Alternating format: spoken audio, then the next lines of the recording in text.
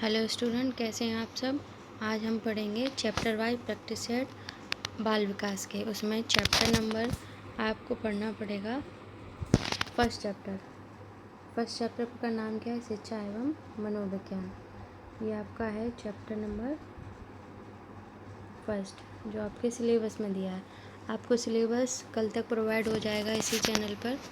तो आज हम पढ़ते हैं इसके टॉप 10 मोस्ट इम्पोर्टेंट क्वेश्चंस।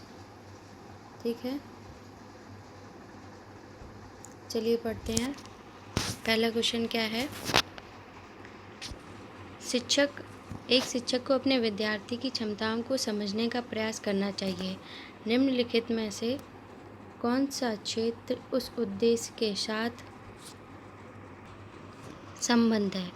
आप अब पहला ऑप्शन देखेंगे सामाजिक दर्शन, दूसरा ऑप्शन देखेंगे मीडिया मनोविज्ञान, या तीसरा देखेंगे शिक्षा मनोविज्ञान, चौथा ऑप्शन देखेंगे शिक्षा समाजशास्त्र। तो यहाँ पर आपका जो राइट आंसर है वो है शिक्षा मनोविज्ञान।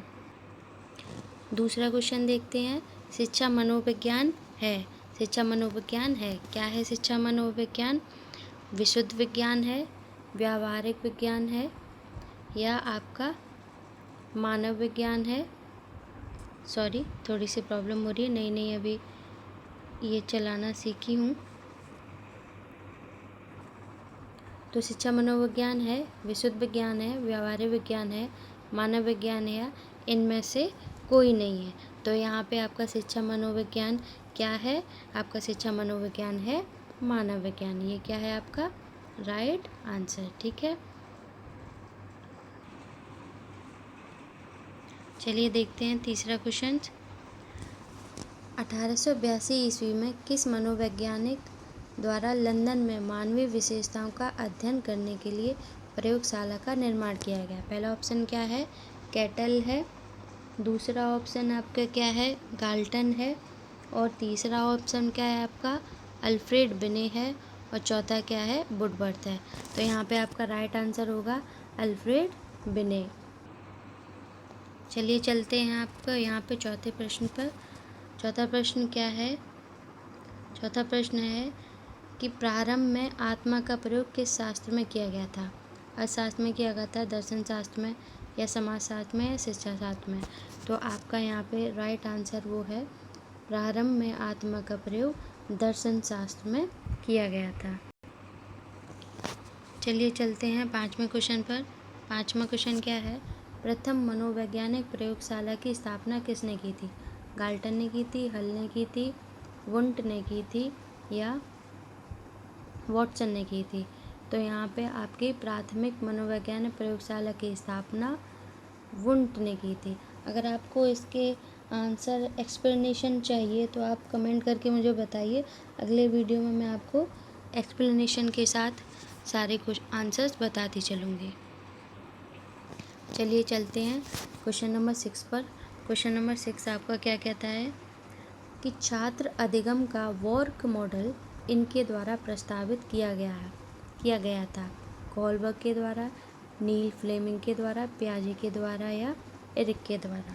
तो यहाँ पे आपका राइट आंसर वो होगा नील फ्लेमिंग के द्वारा। किसके द्वारा प्रस्तावित किया गया था वॉर्क मॉडल? नील फ्लेमिंग के द्वारा। चलिए देखते हैं क्वेश्चन नंबर 7। शिक्षा मनोविज्ञान की उत्पत्ति का वर्ष कौन सा माना जाता है? 1947, 1920, 1940, या 19 में? अब यहाँ पर आपका जो यहाँ पर ऑप्शन में राइट आंसर नहीं है, क्योंकि राइट आंसर 1889 माना जाता है, लेकिन इसके पास में ही डी ऑप्शन आपका यहाँ पे करेक्ट होगा।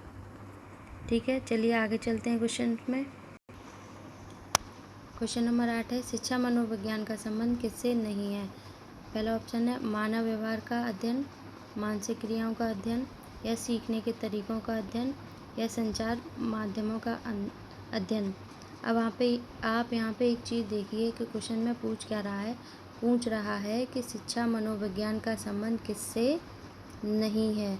आप इन क्वेश्चनों का विशेष ध्यान रखेंगे कि कहाँ पे नहीं पूछा है और कहाँ पे हाँ पूछा है, तो इसका राइट आंसर होगा answer number D, option number D, संचार माध्यमों का अध्ययन। क्वेश्चन नंबर 9, निम्नलिखित में से कौन शिक्षा मनोविज्ञान की प्रकृति है? तो ऑप्शन फर्स्ट है कला, कला प्रकृति है, विज्ञान, विज्ञान प्रकृति है, या विद्यात्मक विज्ञान, या उपयुक्त में से कोई नहीं। तो यहाँ पे देखिए, जो शिक्षा मनोविज्ञान होती है वो न तो पूर्ण रूप से कला होती है और ना ही वो पूर्ण रूप से विज्ञान होती है। तो यहाँ पे राइट आंसर आपका क्या होगा? ये दोनों का मिक्सचर होती है, विद्यात्मक विज्ञान। चलिए क्वेश्चन नंबर लास्ट देखते हैं, क्वेश्चन नंबर 10, शिक्षा मनोविज्ञान की दृष्टि से निम्नलिखित में से कौन सा कथन सत्य है? क्या पूछा है यहाँ पे? सत्य है। अब आप देखिए, पहला ऑप्शन क्या दे रखा है? बच्चे अपना ज्ञान का स्वयं सृजन करते हैं। विद्यालय में आने से पहले बच्चों का कोई पूर्व ज्ञान नहीं होता। क्या ऐसा होता है? आप ही बताइए। ऑप्शन नंबर सी, अधिगम प्रक्रियाओं में बच्चों को कष्ट होता है। अच्छा, बच्चे यथावत सीखते हैं जो उन्हें पढ़ाया जाता है। क्या ऐसा होता है? क्या आपके बच्चे जो आप पढ़ाते हैं वही सीखते हैं? ऐसा नहीं होता है। तो यहाँ पे आपका ऑप्शन नंबर फर्स्ट होगा, बच्चे अपने ज्ञान का स्वयं सृजन करते हैं। क्या करते हैं? स्वयं सृजन करते हैं। आपके घर में ही छोटे बच्चे होंगे, वो देखिए जो आप करेंगे वही कॉपी करेंगे। इसीलिए क्या कहते हैं? बच्चे अपने ज्ञान का स्वयं सृजन करते हैं। चलिए, थैंक यू सो मच। आपको अगर मेरा वीडियो पसंद आया हो तो लाइक कीजिए, सब्सक्राइब कीजिए। धन्यवाद।